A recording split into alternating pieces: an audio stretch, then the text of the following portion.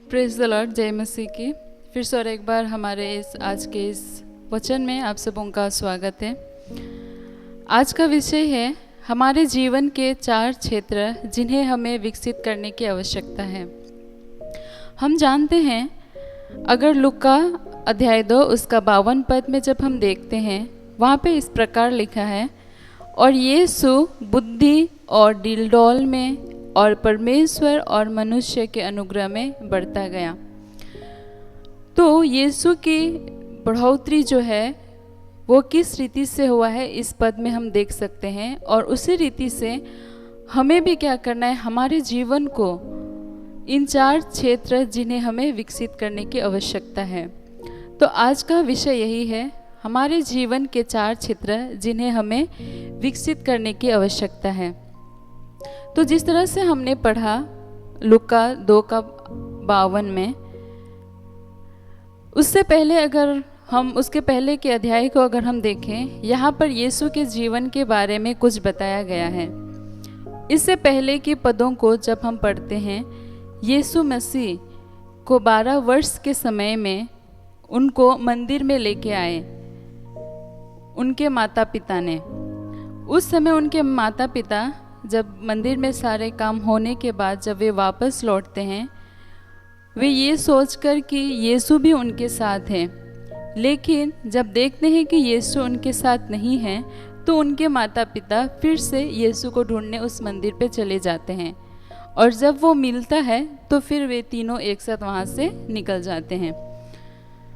और उस घटना कि यह इस प्रकार लिखा है लूका 2 का 52 में, जो कि हमने पढ़ा। और एक बार इस पद को आप लोगों के बीच में पढ़ना चाहूँगी। यहाँ पे लिखा है, और यीशु बुद्धि और डीलडौल में और परमेश्वर और मनुष्य के अनुग्रह में बढ़ता गया।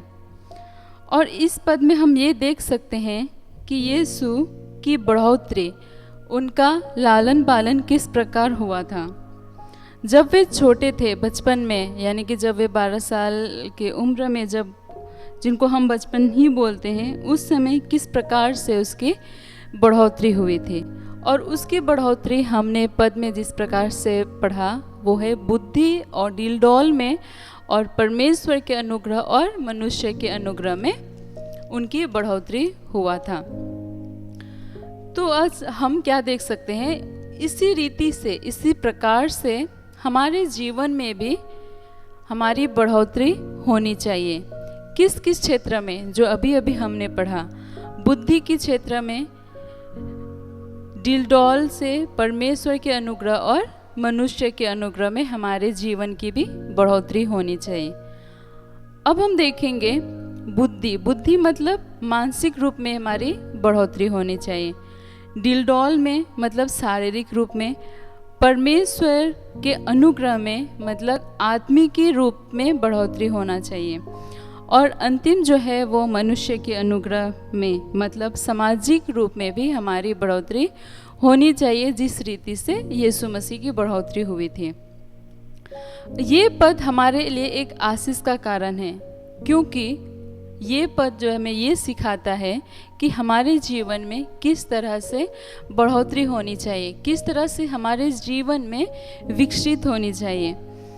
हम लोग जब प्रभु में आए हैं, उसके बाद हमारी जीवन में बढ़ोतरी होनी चाहिए, शारीरिक रूप में हमारी बढ़ोतरी होनी चाहिए, सामाजिक रूप में भी बढ़ोतरी होनी चाहिए, और मानसिक रूप में भी बढ़ोतरी होनी चाहिए।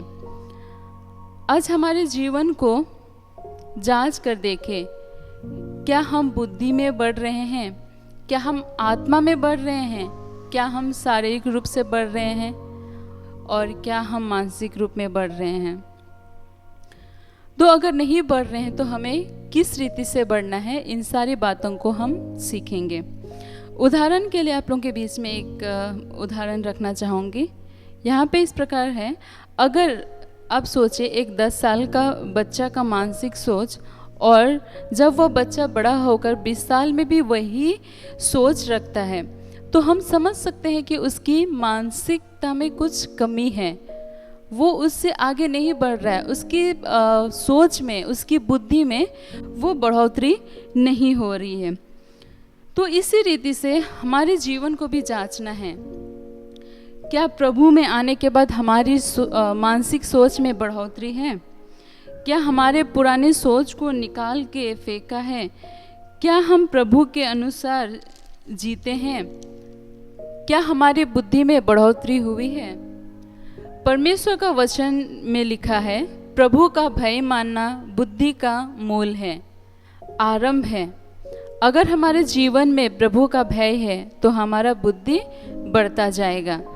अगर हम देखें याकूब 1:5 में, वहाँ पे लिखा है, पर यदि तुम में से किसी को बुद्धि की घटी हो तो परमेश्वर से मांगे, जो बिना उल्हाना दिए सबको उदारता से देता है और उसको दी जाएगी।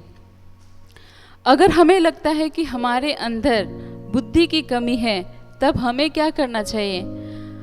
हमें ये नहीं सोचना चाहिए कि ये मेरी परवरिश अच्छी से नहीं हुई इसीलिए मेरी बुद्धि में बढ़ोतरी नहीं हुई। अगर आपको लगता है कि आपकी बुद्धि कमी है, तो परमेश्वर का वचन साफ साफ कहता है कि आप परमेश्वर से मांगें, आप परमेश्वर के पास आइए। ये ना करें कि आप अपने परिवार वालों को दोष दें, अपने परवरिश को आप दोष दें, बल्कि आपको क्या करना है? परमेश्वर का वचन साफ साफ कहता है आप परमेश्वर के पास आइए और परमेश्वर से मांगे और वो आपको दे देगा। दूसरा हम देखेंगे डिलडोल। पहला जो हमने देखा वो बुद्धि, मानसिक रूप से हमें किस रीति से बढ़ना है। दूसरा हम देखेंगे डिलडोल, जो कि है शारीरिक रूप में। हमें बुद्धि के साथ साथ शारीरिक रूप में भी बढ़ोतरी हमारी होनी चाहिए। शारीरिक रूप में भी हमारी बढ़ोतरी होनी चाहिए। हमें हमारे शरीर में भी ध्यान देना है। प्रभु में आने के बाद हमें हमारे शरीर के वो हर एक चीज़ जो हमें बुरी पदार्थ होता है, हमारे इस संसार में रह के बहुत सारे ऐसे लोग हैं जो बुरी पदार्थ को लेते हैं। इससे क्या होता है? हम अपने शरीर को नुकसान पहुंचाते हैं। तो हमें क्या करना है? हमें उस बुरी पदार्थ को नहीं लेना है। जो हम गंदी चीज़ को जब हम लेते हैं तो हमारे शरीर भी बीमार होता है। और हम इस शरीर, परमेश्वर का वचन कहता है हमारा शरीर क्या है? परमेश्वर का मंदिर है। तो हम इसको हानि नहीं पहुंचा सकते। हम गंदी पदार्थ को लेके हमारा कोई हक नहीं बनता कि हम हमारे शरीर को हानि पहुंचाएं, अपवित्र करें, अपवित्र चीज़ों से हम अपवित्र करें। क्योंकि ये जो शरीर है वो परमेश्वर का मंदिर है और परमेश्वर की आत्मा इस पर वास करती है। इसीलिए आज हमें अपने आप को जांचना है, क्या हम अपने शरीर को हानि पहुंचा रहे हैं? क्या परमेश्वर के मंदिर को हम बुरी पदार्थ, अपवित्र चीज़ से हम हानि पहुंचा रहे हैं? तो अगर हम ऐसे कर रहे हैं तो हम अपने आप को परमेश्वर के सामने लेके आए और पश्चाताप करें और आज के बाद उन सारी चीज़ों का सेवन ना करें, ताकि हमारे इस शरीर के द्वारा भी परमेश्वर की महिमा हो सके। तीसरा हम देखेंगे परमेश्वर के अनुग्रह में बढ़ता गया। परमेश्वर जो है वो परमेश्वर के अनुग्रह में बढ़ता गया। तो इसी रीति से परमेश्वर भी हमें कहता है, प्रभु में आने के बाद आज पता नहीं हमारे कितना साल हो गया होगा, पर क्या हम आत्मिक की रीति से बढ़ोतरी हुई है? क्या आपका प्रार्थना के जीवन में बढ़ोतरी हुआ है? क्या आप प्रतिदिन बाइबल को पढ़ते हैं? क्या आज भी, या फिर क्या आज भी हम उस बच्चे के समान दूध ही पी रहे हैं, या फिर परिपक्व लोगों के समान हम अन्न खा रहे हैं? आत्मिक भोजन का विषय है, हमें ध्यान देना है कि किस प्रकार आत्मिक भोजन को हम लेते हैं। क्या हमारी प्रार्थना में बढ़ोतरी हुई? क्या हम नियमित रूप से उपवास लेते हैं? क्या हमारी संगति में बढ़ोतरी हुई है? इन सारी बातों को हमारे जीवन में जांचना है। और अगर नहीं है तो आज हमारे जीवन को आत्मिक रूप से भी बढ़ने की आवश्यकता है, जिस रीति परमेश्वर की बढ़ोतरी हुई थी।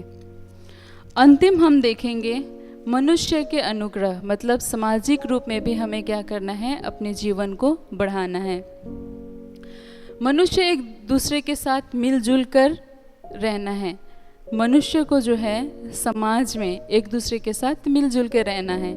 हो सकता है कि आपके सामने वाले कि किसी मनुष्य में कुछ कमी है, लेकिन हमें क्या करना है, हमें उस मनुष्य के उस कमी को अपना कर उसको भी आगे बढ़ाना है और साथ ही साथ हमें अपने आप को भी आगे बढ़ते लेके जाना है। तो आज हम हमारे जीवन को जांचें और इस रीति से हमारे जीवन को बढ़ाएं। अपने जीवन को इन चार रीति से अपने जीवन को हम विकसित करने की कोशिश करें, बढ़ोतरी करने की कोशिश करें, ताकि हर एक चीज़ से हमारे प्रभु यीशु मसीह को महिमा मिलती रहे। इस वचन के द्वारा आपको और हम सभी को आशीष मिले। आमीन।